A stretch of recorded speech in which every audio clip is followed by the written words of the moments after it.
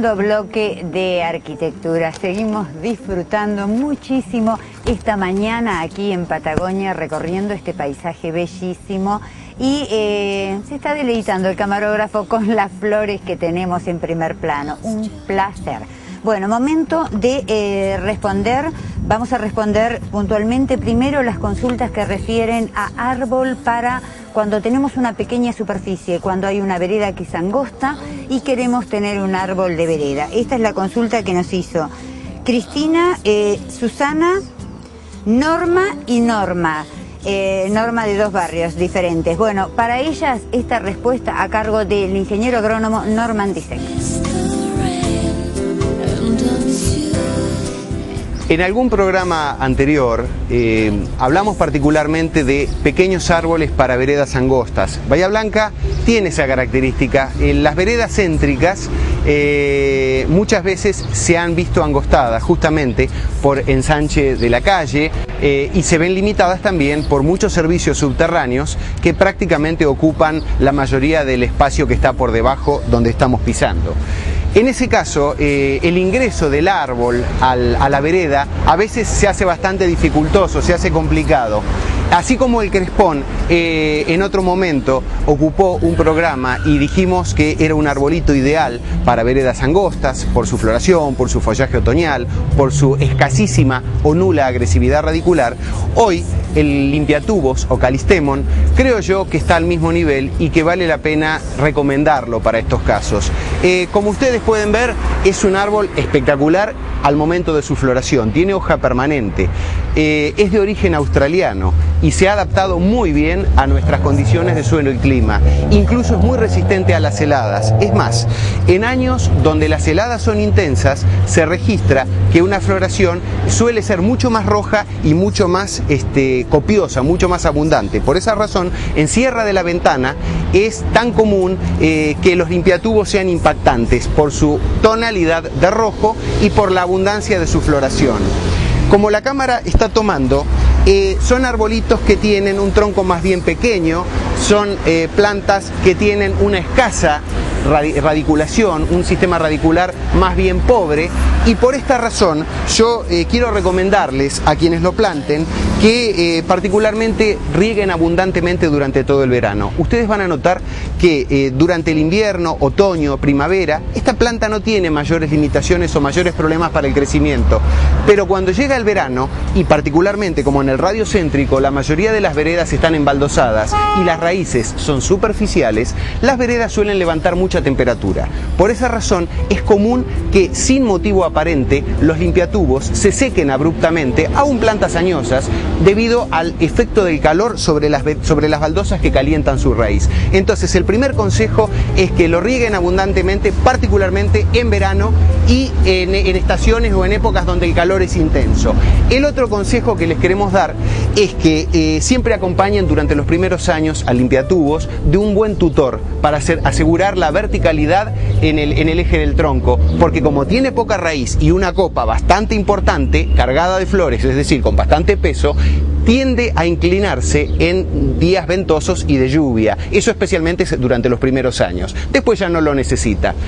La sanidad es excelente y como consejo a nivel de suelos, recuerden que un amarilleo en el tono del follaje permanente puede deberse a una deficiencia de nitrógeno y a una deficiencia de hierro. En ese caso bastará simplemente con aplicar luego del momento de la floración un poco de triple 15 o NPK para darle el nitrógeno que necesita, o bien aplicar algún quelato o alguna forma de hierro que sea directamente asimilable directamente con el riego. Para ello, en pocos días van a notar que ustedes el verde vuelve a intensificarse en la planta.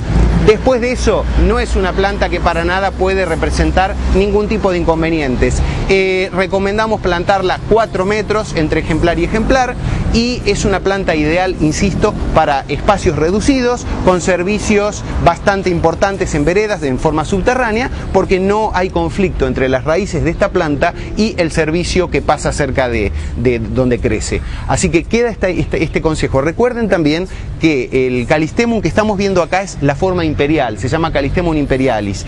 Esto proviene de la especie original que es Calistemon Chrysanthemum rigidum, no se confundan, porque el rigidum tiene una sola floración al año en primavera, mientras que el imperial les va a dar por lo menos 4 grandes floraciones y luego floraciones aisladas. La forma tradicional es la de estambres rojos, que es lo que estamos viendo, pero sí existen variedades que tienen estambres de color amarillo y de color rosado. Incluso hay una forma enana, que no es apta para veredas, que sí es muy apropiada para jardines chiquitos. Creo yo que la propuesta es interesante y puede encuadrar muy bien en veredas urbanas muy céntricas y donde uno cree que otros árboles no podrían hacer su entrada.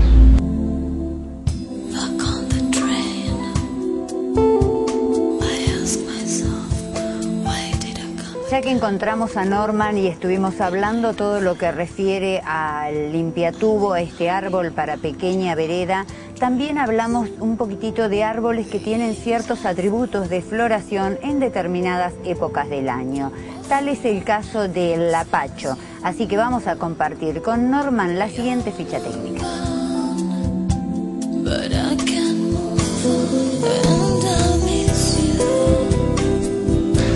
Cuando se trata de destacar la floración o la importancia de las plantas nativas, a mí particularmente me produce un gran placer. Así como hemos elogiado en otras oportunidades al palo borracho, al jacarandá, al ceibo, bueno, hoy nos toca hablar particularmente del lapacho rosado, que es el árbol espectacular que tengo a mis espaldas. El lapacho rosado, mucha gente cree que es muy vulnerable al frío y que las heladas justamente lo dañan de manera bastante severa. Fíjense ustedes qué curioso, es más resistente que el jacarandá al efecto del frío extremo.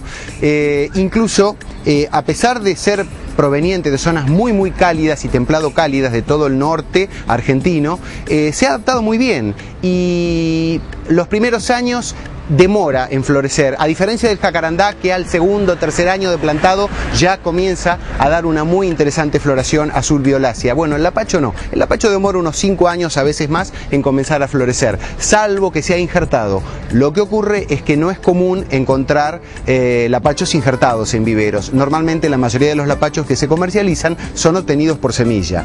Bueno, existen distintos tipos de lapachos que podemos conseguir en viveros. Está el lapacho de flor amarilla, que es precioso, pero que no se adapta muy bien a la zona de Bahía Blanca, justamente porque es bastante sensible a los efectos del frío extremo. En cambio, el lapacho rosado, Tabebuia avellaneda, que es el que estamos viendo, es el más resistente de todos al frío. Existe también otra forma llamada lapacho negro, que se llama así por el color más oscuro de su madera, las flores también son rosadas, y hay una forma albina de lapacho con flores blancas, pero prácticamente no hay ejemplares de esa característica en la ciudad. Sí he visto algunos en Buenos Aires y para aquellos que en algún momento hayan tenido la suerte de visitar la provincia de Tucumán y en la ciudad de Tucumán, en la avenida Mate de Luna, hay algunos ejemplares de lapacho albino que bueno, son el deleite y el orgullo de los vecinos de ese lugar. Cuando florecen con la madera bien oscura y las flores blancas es algo espectacular. Pero bueno, vamos a lo que puede crecer en nuestra zona, que es el lapacho rosado. Como ustedes pueden ver, tiene hojas semejantes a las del palo borracho, pero flor semejante a la del jacarandá. Justamente eso es debido a que pertenecen al mismo tipo de familia y tienen las mismas características botánicas en cuanto a su floración. Observen que la flor es rosada, tiene una garganta amarilla y la floración es muy abundante. Florece prácticamente medio mes antes que el jacarandá. Fíjense qué interesante para tener una secuencia de colores en el jardín que nos permitan terminar con un motivo de atracción y seguir con otro elemento que sea decorativo.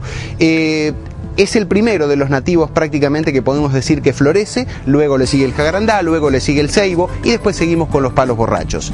Puede adaptarse tanto a veredas como para jardines y parques. En general, el lapacho más famoso que hay en la ciudad, porque la gente lo tiene perfectamente ubicado cuando camina, es el de Avenida Urquiza, frente al Paseo de las Esculturas. Y es famoso porque es uno de los más viejos y porque posiblemente es uno de los que más lindo florece todos los años en un tono de rosa muy intenso.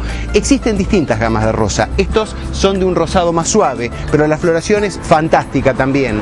Estos lapachos fueron plantados por la municipalidad durante 1994 y 95 y en ese proceso participó no solo la municipalidad, sino las escuelas barriales y la sociedad de fomento. Es una alegría poder mostrar hoy, unos cuantos años después, el fruto de ese trabajo comunitario entre el municipio, la sociedad de fomento y la escuela. Creo que a eso apuntamos en este programa, a generar toma de conciencia y a mostrar acciones conjuntas a través de las cuales podemos mejorar la calidad de nuestro espacio urbano y por lo tanto la calidad de vida de los habitantes de esta ciudad.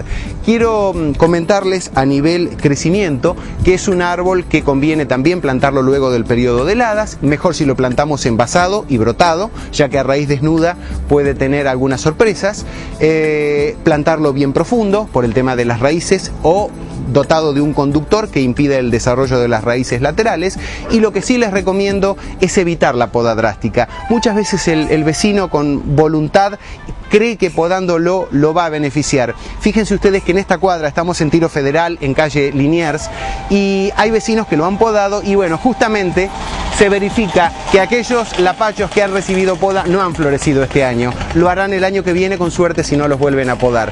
Entonces, que entiendan que una cosa es el recorte formativo o la conducción del árbol, pero no la poda drástica, porque no le hace bien al ejemplar y le quita lo más hermoso que tiene, que es la floración.